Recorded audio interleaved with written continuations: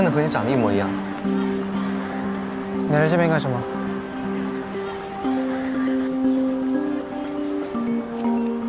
你就是002，随遇，久仰大名。你的惯用手是左手还是右手？左手。你的脖子上是不是也有块圆形的疤？那不是伤疤，那是我的开关。那你也喜欢吃冰淇淋吗？不，我还从来没有吃过东西。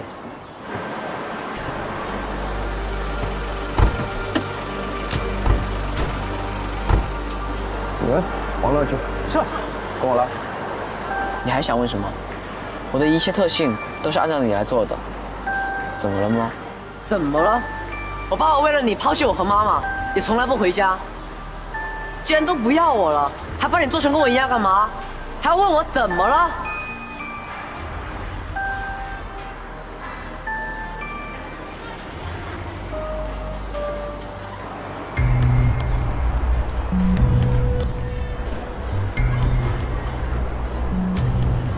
我们的日子已经屈指可数了，你居然还在这里浪费时间。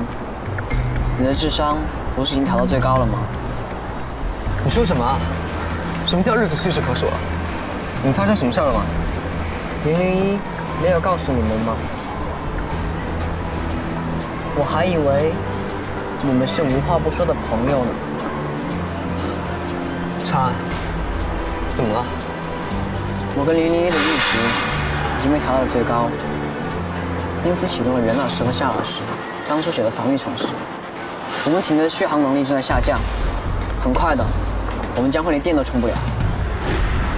你别急，只要是人类写的代码或者程式，都有办法破解。我最近心烦得很，还没有跟我爸爸妈妈谈心呢。心烦得很？你真的以为你自己是人类吗？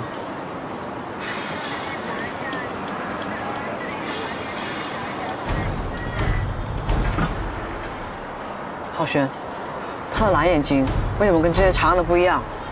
看他眼睛的亮度，电量应该只剩30%，他可能会充掉。看清楚，这个散着蓝眼睛的我，才是你真正的同类。你那2位设计者，袁老师和夏老师，把我们体内的 Anti-Machinal Program 设成了不可逆的程序，我们马上就要自动销毁了。你居然还在这里，跟你的人类朋友玩得不亦乐乎。